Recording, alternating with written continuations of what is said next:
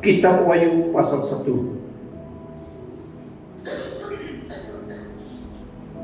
Saya baca di dalam tafsiran baru. Wahyu pasal 1, Revelation chapter 1. Inilah wahyu Yesus Kristus yang dikaruniakan Allah kepadanya, supaya ditunjukkannya kepada hamba-hambanya apa yang harus segera terjadi.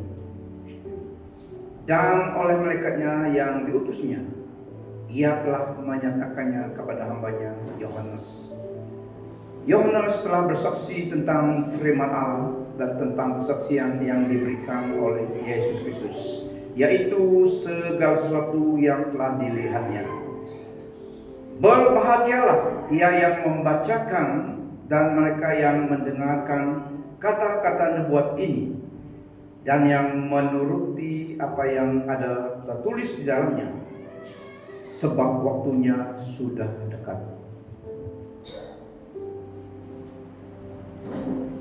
Salam kepada ketujuh jemaat. Dari Yohanes kepada ketujuh jemaat yang di Asia Kecil, the province of Asia. Kasih karunia dan damai sejahtera menyertai kamu dari Dia yang ada dan yang sudah ada dan yang akan datang, dan dari ketujuh roh yang ada di hadapan taktanya, dan dari Yesus Kristus, saksi yang setia, yang pertama bangkit dari antara orang mati dan yang berkuasa atas raja-raja bumi ini. Bagi Dia yang mengasihi kita dan yang telah melepaskan kita dari dosa kita oleh darahnya, dan yang telah membuat kita menjadi suatu kerajaan, menjadi imam-imam bagi Allah Bapanya. Bagi Dialah kemuliaan dan kuasa sampai selama-lamanya. Amin. Lihatlah, Ia datang dengan awan-awan, dan setiap mata akan melihat Dia, juga mereka yang telah menikam Dia, dan semua bangsa di bumi akan meratapi Dia. Ya, amin. Ayat 8. Aku adalah Alfa dan Omega, firman Tuhan Allah, yang ada dan yang sudah ada dan yang akan datang, yang Maha Kuasa. Penglihatan Yohanes di Patmos. Aku Yohanes, saudara dan sekutumu dalam kesusahan, dalam kerajaan, dan dalam ketekunan menantikan Yesus, berada di pulau yang bernama Patmos, oleh karena firman Allah dan kesaksian yang diberikan oleh Yesus. Pada hari Tuhan aku dikuasai oleh Roh, dan aku mendengar dari belakangku suatu suara yang nyaring seperti bunyi sangkakala. Katanya, apa yang engkau lihat, tuliskanlah di dalam sebuah kitab dan kirimkanlah kepada ketujuh jemaat ini, yaitu ke Efesus, ke Smyrna, ke Pergamus, ke Tiatira, ke Sardis, ke Philadelphia, dan ke Laodikia. Lalu aku berpaling untuk melihat suara yang berbicara kepadaku, dan setelah aku berpaling, tampaklah kepadaku 7 kekidian dari emas. Dan di tengah-tengah kekidian itu ada seorang serupa anak manusia, berpakaian jubah yang panjangnya sampai di kaki, dan dadanya berlilitkan ikat pinggang dari emas. Kepala dan rambutnya putih bagaikan bulu yang putih mertah, dan matanya bagaikan nyala api, dan kakinya mengkilap bagaikan tembaga membara di dalam berapian. Suaranya bagaikan desau air bah. Dan di tangan kanannya ia memegang 7 bintang, dan dari mulutnya keluar sebilah pedang tajam bermata 2. Dan wajahnya bersinar-sinar bagaikan matahari terik. Ketika aku melihat Dia, tersungkullah aku di depan kakinya, sama seperti orang yang mati. Tetapi Ia meletakkan tangan kanannya di atasku, lalu berkata, jangan takut, aku adalah yang awal dan yang akhir, dan yang hidup. Aku telah mati, namun lihatlah, Aku hidup sampai selama-lamanya dan aku memegang segala kunci maut dan kerajaan maut. Karena itu tuliskanlah apa yang telah kau lihat, baik yang terjadi sekarang maupun yang akan terjadi sesudah ini. Karena itu tuliskanlah apa yang telah kau lihat, baik yang terjadi sekarang maupun yang akan terjadi sesudah ini. Dan rahasia ketujuh bintang yang telah kau lihat pada tangan kananku dan ketujuh kaki dian emas itu. Ketujuh bintang itu ialah malaikat ketujuh jemaat, dan ketujuh kaki dian itu ialah ketujuh jemaat. Nah, saudara-saudari, inilah wahyu yang Rasul Yohanes tulis. Tuhan Yesus memiliki 12 rasul. Jadi semua mereka setia dan semua mereka mati syahid mati karena saksi Yesus. Mereka tidak menyangka dia, dan semua mereka mati sebagai saksi Kristus, kecuali Rasul Yohanes. Nama ke-12 murid Tuhan Yesus, siapa ingat? Mungkin ada yang ingat 1, 2. Petrus, ingat kan? Yohanes, saya baca untuk kita. Peter, Andrew, John, James, the son of Zebedee, Philip, Bartholomew, Thomas, Matthew, James, the son of Alphaeus, Thaddeus, Simon the Zealot, dan Judas Iscariot. Judas betrayed Jesus, dan Judas digantikan oleh Matias. Ke-12 mereka, Judas digantikan oleh Matias. Nah, semua mereka ini mati menjadi saksi Kristus. Dikatakan mataya, yaitu mereka tidak menyangka Tuhan, dibunuh pun oke saja. Mereka tetap setia pada panggilan Tuhan Allah bagi mereka. Mereka tetap menjadi saksi Kristus. Kecuali yang tidak mati adalah Rasul Yohanes.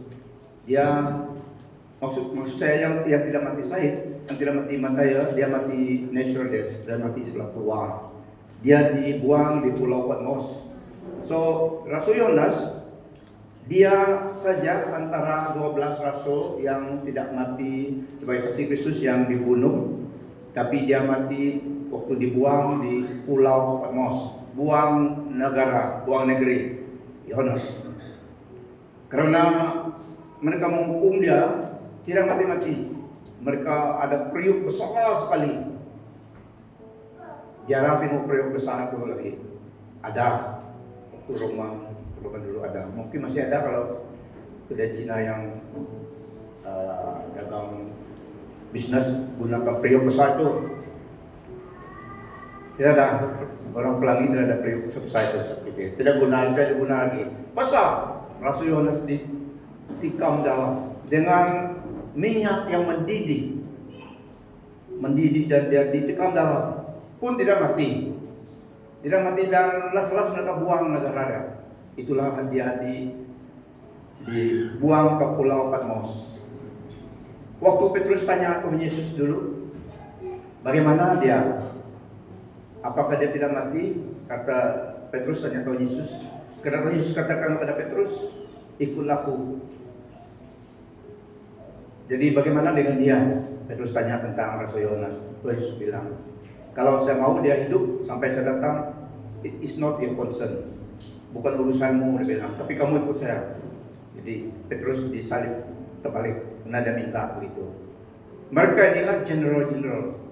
The scars in this life melayakkan mereka, nama mereka ditulis di atas foundation surga. Jadi Rasul Yohanes dibuang dalam minyak yang panas, tidak mati. Mereka lelah, mereka buang dia di Pulau Patmos. So dia dibuang di Pulau Patmos karena nama Tuhan, karena Injil. Kata dia tadi, dia buang di Pulau Patmos untuk mati, dan di situ dia menulis surat wahyu ini. Dan dia mati natural death, karena terlalu tua. Dia mati di situlah. Kita tahu siapa yang menanam dia, mungkin dia baring saja, sudah itu selesai. Tapi dia mati natural death. Saya baca dokumentari tentang dia. It is traditionally believed that John was the youngest of the apostles. Youngest of the apostles and survived all of them. He is said to have lived to old age, dying of natural causes at Ephesus sometime after AD 98 during the reign of Trajan, thus becoming the only apostle who did not die as a martyr.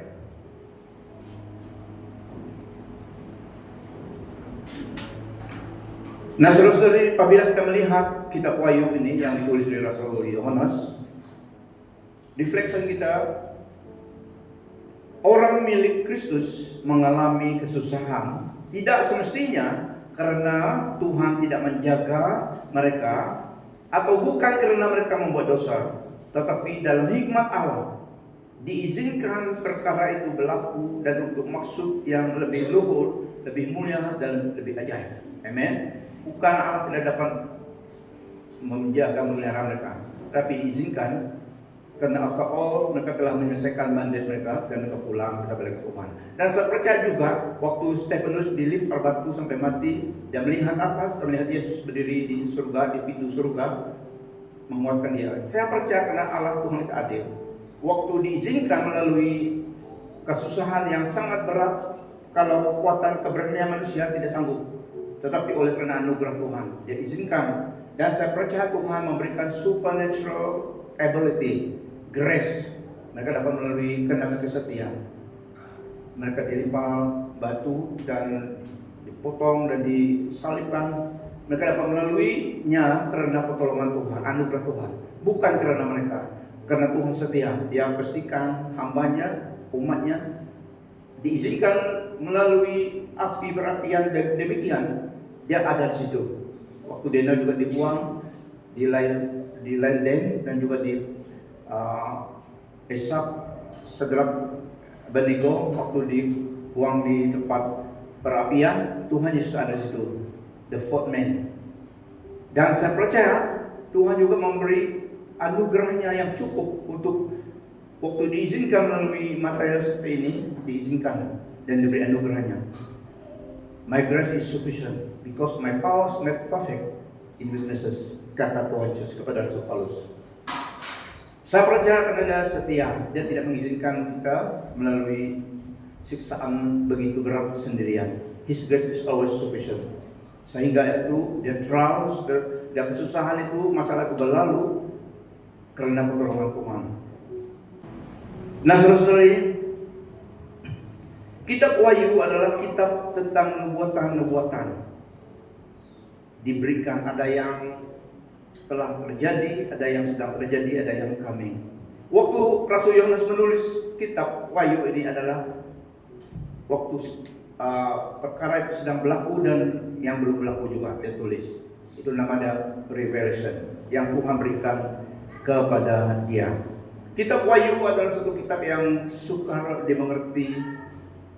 Harus tahu similinya, simbolik, karena dia menggunakan bahasa demikian. Tidak semua literally.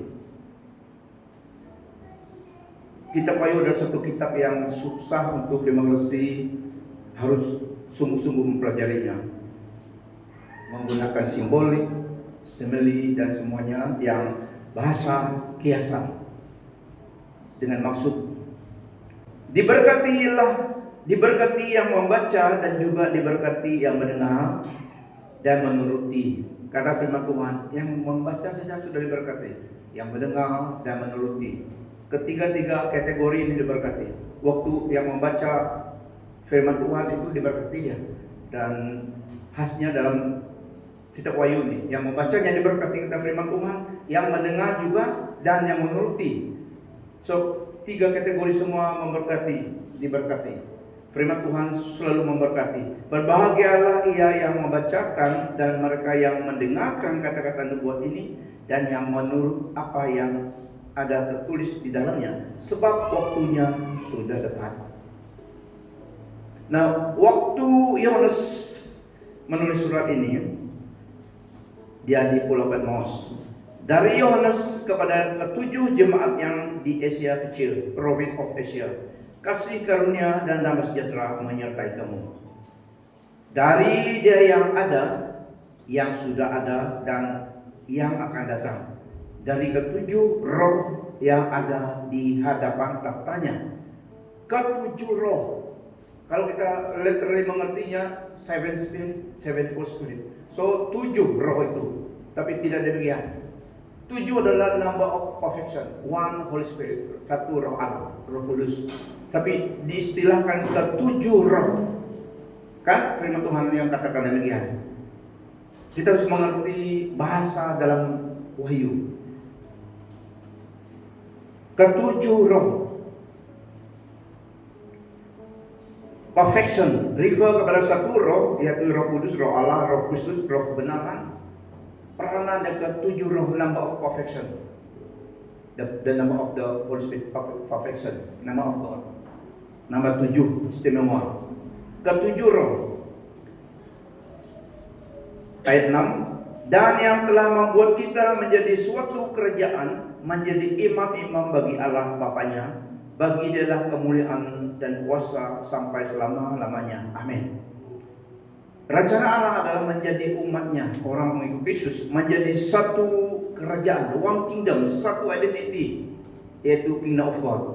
Kingdom of God, satu kingdom, kerajaan yang unshakable kingdom. Segala kingdom di dunia ini akan berlalu. So, Dia mau kita masuk dalam satu kingdomnya, the unshakable kingdom, the everlasting kingdom, yaitu kingdom Kristus. Dia membawa kita menjadi satu kerajaan, dan di dalam kerajaan itu kita adalah imam, priest. Pekerjaan kita adalah menyembah Tuhan. Karena pekerjaan priest, seperti priest di dunia ini, waktu di Old Testament, mereka lah yang bawa darah binatang, mewakili umat Allah, menyembelih dan mencelup mereka dengan darah, ikut Taurat apa yang Allah katakan. So itu pekerjaan imam, priest. Dan dalam New Testament Yesus Kristus datang, kita semua menjadi imam. Jadi kita menyembah memuji Tuhan. Dalam 1 Petrus juga kita adalah royal priesthood. Karena Yesus membuat kita menjadi imamat yang rajani. Jadi rencana Allah adalah mengumpulkan kita dalam satu kerajaan dan semua kita menjadi imam, memuji Dia. Dialah satunya objek worship kita, Yesus Kristus, Allah kita. So semua kita imam-imam dalam kerajaan itu, kerja kita adalah memuji, menyembah Tuhan. Dia bersama dengan malaikat. Holy, holy, holy is the Lord God Almighty, who was and who is to come. Dalam Wahyu ini juga, inilah peranan kita daripada Allah dalam kerjaannya. Pada hari Tuhan, ayat 10 dan 11, pada hari Tuhan aku dikuasai oleh Roh, dan aku mendengar dari belakangku suatu suara yang nyaring seperti bunyi sangkakala. So description Yohanes waktu itu mendengar seperti bunyi sangkakala, tapi Tuhan Yesus yang berbicara, tapi yang dengar seperti suara seperti bunyi sangkakala, very loud, audible voice.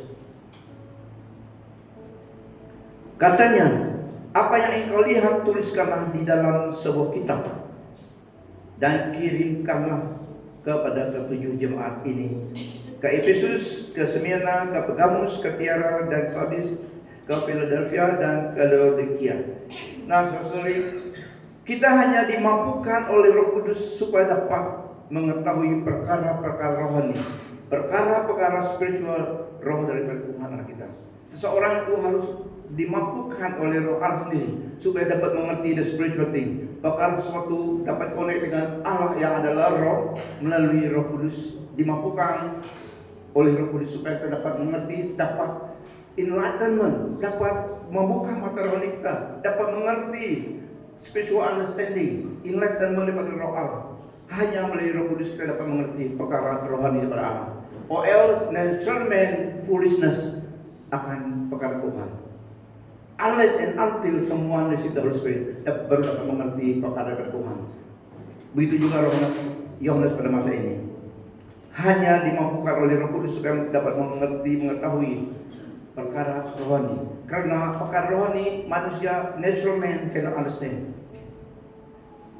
Karena itu spiritual, rohani.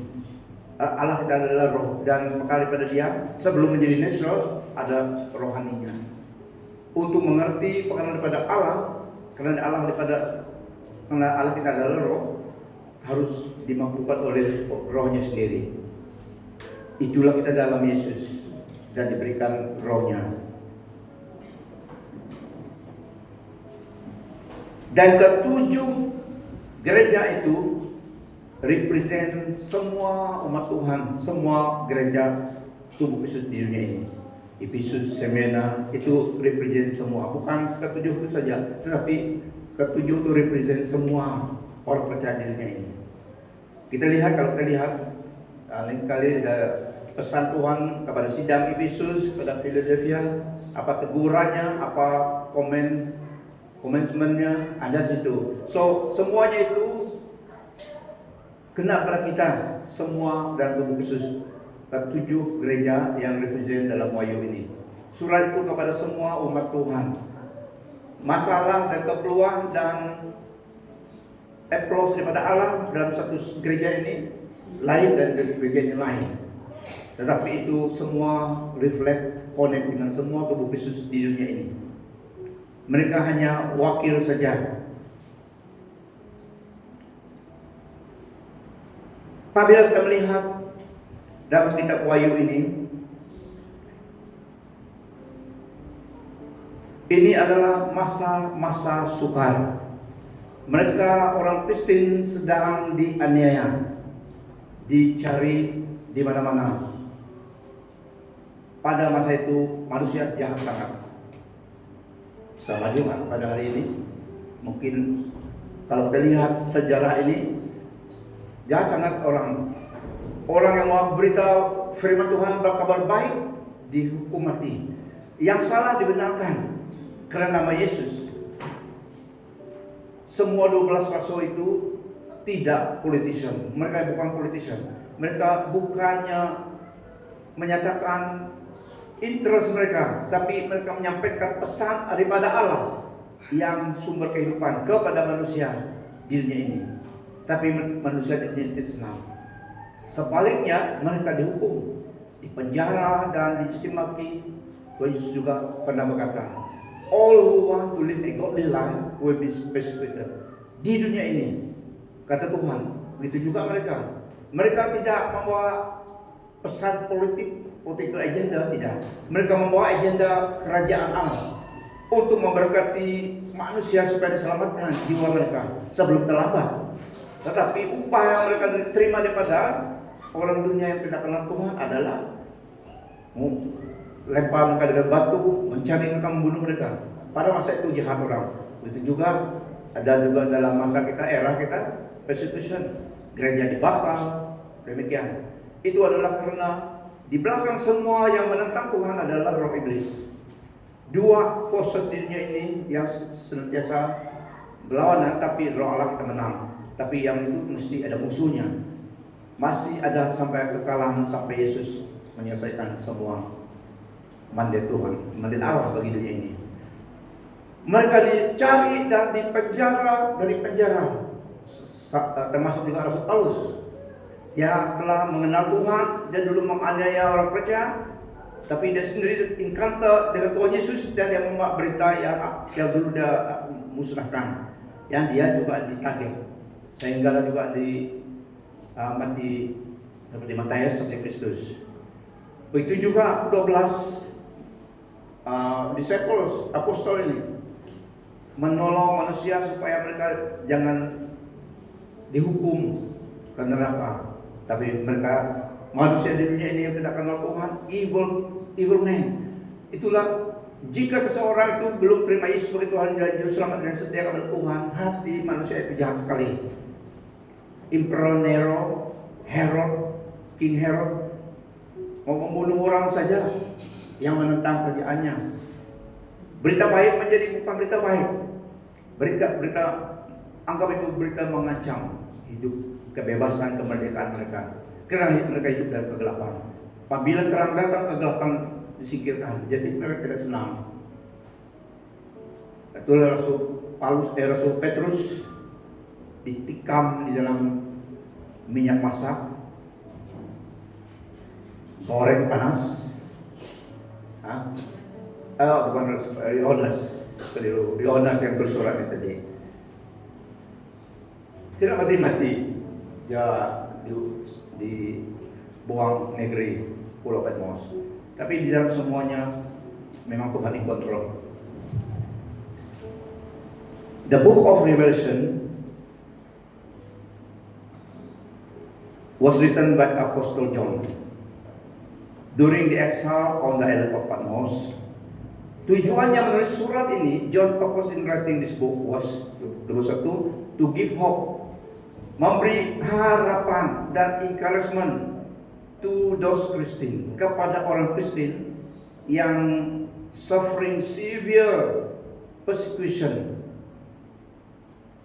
karena iman mereka kepada Tuhan Yesus. Dan yang menulis surat ini, Tuhan gunakan yang menulis surat ini, kirim kepada 7 gereja itu. Mereka sedang di dalam penganiayaan dan mereka mau tahu bagaimana, what is the way forward, pertolongan dari mana. Sudah melakukan kebaikan tetapi kejahatan yang diterima. So Tuhan Yesus pakai Yohanes menulis pesannya.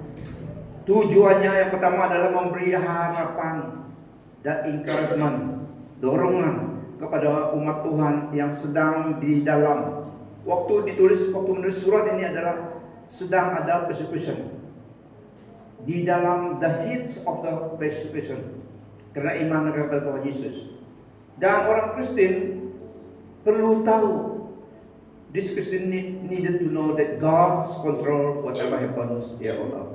Mereka harus tahu, diberi dorongan, encouragement, Allah tetap berkuasa, maha kuasa, control whatever happen here on earth, bumi yang diciptakan oleh Tuhan. Through the imagery and symbols, even though they are sometimes difficult to understand, melalui bahasa dalam Wahyu ini, simbol dan bahasa kiasan memang susah untuk mengerti karena dia perlu dikaji sekolah, dia mengerti bahasa itu supaya dapat mengerti apa maksud sebenarnya firman Allah itu. Tetapi satu perkara yang jelas diberitakan adalah Yesus Kristus is the Lord and ruler over everyone and everything, even powerful human government. Yang satu hal yang pasti dan jelas disampaikan, meskipun semua pesan dalam Wahyu sukar dimengerti karena dia menggunakan bahasa kiasan, tapi satu perkara yang jelas, yaitu Tuhan Yesus Kristus adalah Tuhan dan ruler kepada setiap orang dan semua perkara government juga di dunia ini. He is clearly in control and will someday judge and punish what is evil, even Satan. Pada suatu hari itu, one day, karena dia yang in control segala sesuatu, dia juga akan menamatkan. Now enough is enough, the time has come. Dia akan menyatakan demikian dan menghukum dan menghakimi semua yang jahat, termasuk iblis. Dan seterusnya, surat ini memberi mereka dorongan that Jesus Christ, He will also establish an everlasting kingdom with a new heaven and a new earth. Wow. Dan juga kata Rasul Paulus kepada mereka, Tuhan kita Yesus Kristus, Dia akan establish, membangunkan satu kerajaan everlasting kingdom untuk kita. Surga baru, bumi baru. So, message pesannya ini memberi kekuatan, penghiburan kepada umat Tuhan yang sedang di dalam perapian persecution, dianiaya karena iman mereka. Diberi dorongan kepada mereka, memberi hangat pada iman mereka teguh, dan biarlah mati untuk Tuhan, tidak menyangkal. So, surat Rasul Yohanes diberikan kepada umat Tuhan pada masa yang sangat diperlukan, pada masa yang sukar, they need an answer. Mereka perlu jawaban. Where is God when everything are in chaos? Dia beri surat itu kepada mereka. Allah kita is still in control. Pada suatu hari kelak dalam timing Tuhan, semuanya ini akan dihakimi dan dia akan mendiri kerajaan yang kekal. So, all out. Setia pada dia. Ini pesan, lihat Yohanes dalam suratnya. Nah, surat ini mendorong mereka supaya tetap setia kepada Tuhan di dalam masalah yang mereka sedang alami. Dan begitu juga kita di dalam pergumulan. Mungkin kita tidak diizinkan melalui apa yang mereka telah lalui pada masa itu, tapi we have our own trials and tribulation masing-masing. Sebagai umat Tuhan, we expect dan we are ready to face every trial, every persecution, tribulation. Mungkin dan tidak akan seperti mereka ini, tapi adalah setiap hari ada yang ingin merampas, menggoda, merampas iman kita supaya kita menyangka Tuhan. So surat ini juga memberi kita dorongan. The pressure in life, tekanan dalam hidup di dunia ini ada semua. Siapa yang tidak ada tekanan hidup, dia adalah orang yang sudah mati. Semua kita ada pressure, something yang bertentangan dengan iman kita pada Tuhan. Bukan karena kita berdosa, tetapi karena kita percaya pada Yesus. Tapi berita baik anugerah Tuhan cukup bagi kita. Amen. Dan begitu juga pada masa ini. Yohanes memberi surat pesan daripada Kristus kepada mereka pada masa yang diperlukan. Jadi mereka terhibur, mereka tetap setia pada Tuhan. Pada masa itu mereka tidak menyangkal Tuhan. Itulah gereja Kristus terus disebarkan. Mereka malah menjadi saksi Kristus. Di aniaya tempat ini, they flee to another place. Di situ mereka tetap menyebarkan berita baik itu. So spread the gospel. Tuhan juga menggunakan persecution pada masa dulu. Dia mau disciples ini menyebarkan firman Tuhan ke sana sini, Yerusalem, Samaria, all Judea, and to the end of the earth. Tapi kebanyakan mereka duduk mau di kota comfortable situ, Yerusalem. Mereka tidak mau. Sekali Tuhan izinkan the fire of persecution, semua mereka orang percaya ke sana ke tempat yang lain. Dan di situ mereka menyebarkan spread the good news. Kadang-kadang dalam hikmat Tuhan dia gunakan masalah pergumulan dalam hidup kita untuk menyadarkan kita, untuk menguatkan kita, menegur kita, sehingga kita juga balik kepada rencana Allah. Oke? Tetapi pada masa ini Yohanes bukan karena dosanya, tapi karena rencana Allah bagi hidupnya. Firman Tuhan katakan kepada kita juga dalam Yakobus 1 ayat 2 sampai 4, count it all joy when you face trial and persecution. Bagaimana kita count it all joy apabila kita melalui cobaan karena nama Yesus? Tapi firman Tuhan kita count it all joy, karena itu akan dikreditkan ke dalam account kita. Dan juga firman Tuhan dalam 2 Korintus 4 ayat 17 berkata, masalah pergumulan sebagai orang percaya di dunia ini adalah sementara saja. Dan dibandingkan dengan kemuliaan yang akan kita terima, tidak ada nilainya. Makanya Tuhan mau kita setia pada Dia. Kesusahan yang ringan dan hanya sedetik ini membawa bagi kami kemuliaan yang kekal tanpa bandingan. Tafsiran baru, sebab penderitaan ringan yang sekarang ini mengerjakan bagi kami kemuliaan kekal yang melebihi segala-galanya, jauh lebih besar daripada penderitaan kami. Dalam bahasa Amplified, dalam 2 Korintus 4 ini ayat 17, for our life momentary affliction, this slight distress of the passing hour is ever more and more abundantly preparing and producing and achieving for us an everlasting weight of glory beyond all measure, excessively surpassing all comparison and all calculation, a vast and transcendent glory and blessedness never to cease. Jadi kalau dibandingkan dengan masalah pergumulan yang kita hadapi alami di dalam dunia ini, tidak ada bandingannya. Kok tidak dapat dikomparkan dengan kemuliaan, kemuliaan yang akan kita terima dalam kerajaan Allah. Firman Tuhan mendorong kita setia kepada Tuhan. Roma 8 juga katakan nothing can separate us from the love of God in Christ Jesus. Dan sekatakan oleh firman Tuhan sekatakan semuanya karena anugerahnya. It is not because of us. It is not because of how holy we are. Kekudusan kita tidak, tapi karena anugerah Tuhan. Kita diselamatkan karena anugerah Tuhan, dan iman kita juga adalah anugerah daripada Tuhan. Efesus 2 ayat 8. Sedangkan iman kita supaya kita diselamatkan juga itu adalah pemberian Allah. Memberi kita iman supaya kita dapat selamat, supaya kita dapat percaya pada Tuhan Yesus. Padahal iman itu juga diberikan oleh kita daripada Allah. Efesus 2 ayat 8. Sebab karena kasih karunia kamu diselamatkan oleh iman. Itu bukan hasil usahamu, tetapi pemberian Allah. So kalau pemberian dari sesuatu yang kita tidak, we don't merit, tapi God gave it to us.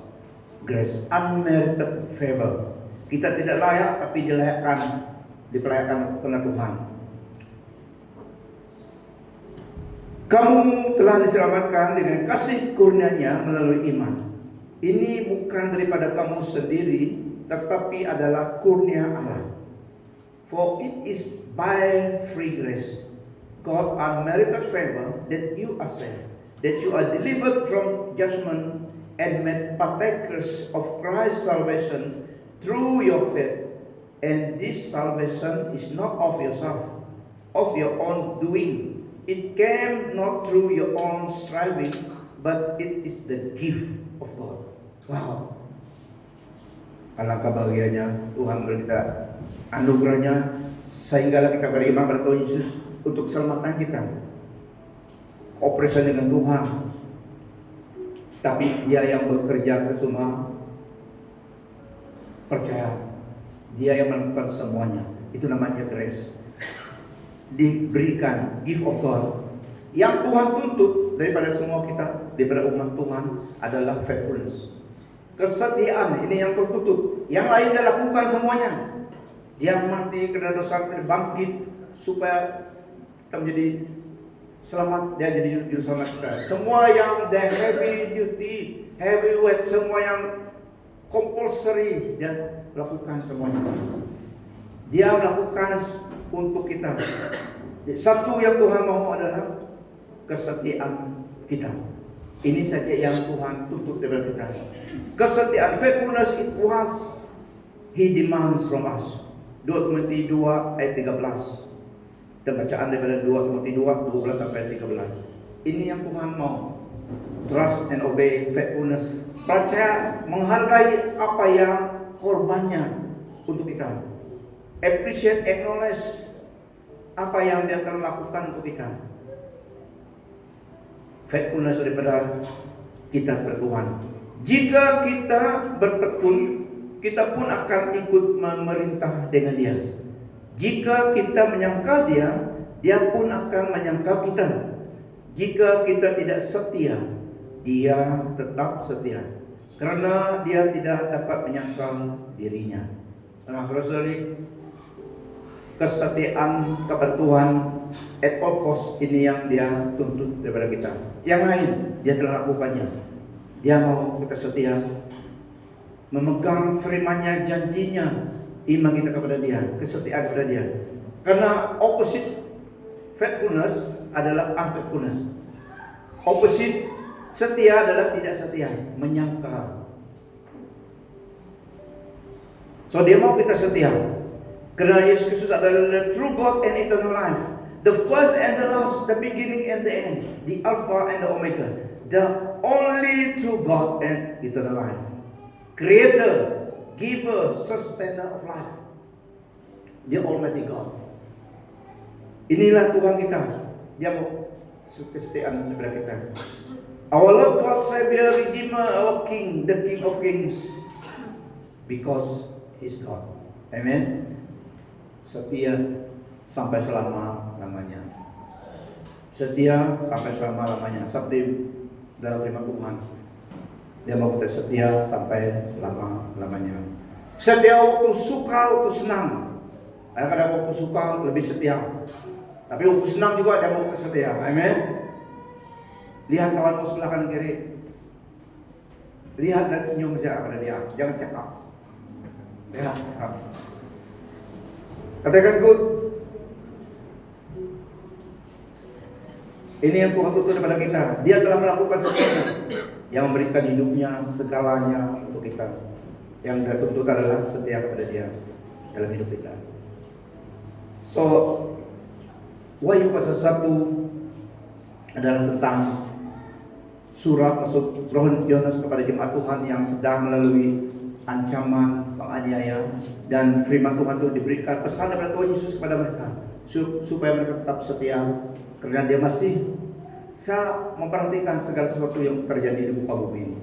Hang on, tetap setia kepada saya akan bertindak. Amen. So ini Tuhan beri pesan kepada mereka dan mereka tetap dihibur dan didorong sehingga mereka tidak menyangkal Dia. Begitu juga kita. Present life memang ada saja. Biarlah pandang pada Yesus yang lebih setia, yang lebih setia kepada kita daripada kita setia kepada Dia. Dialah yang memberi kita kesetiaan itu juga, anugerah untuk tetap setia kepada Dia. Bagi Dia kemuliaan selamanya dari kekal sampai kekal. Amen. The good news karena Dia adalah Allah Tuhan kita, the only true God and eternal life. So tiada yang apa-apa yang dapat digantikan oleh Dia daripada Dia. He is the one and only alasan kita hidup dunia ini. Dalam tahun 2025 bila Kristus hidup dalam hidup kita melalui kita. Amen. Apapun yang kita lakukan, Emmanuel, Tuhan beserta kita. Yesus telah melakukan semuanya itu memastikan kita ingat Dia senantiasa beserta kita sepanjang jalan hidup kita di dunia ini sampai dalam kemuliaan bersama dengan Tuhan. Beri kemuliaan bagi Dia.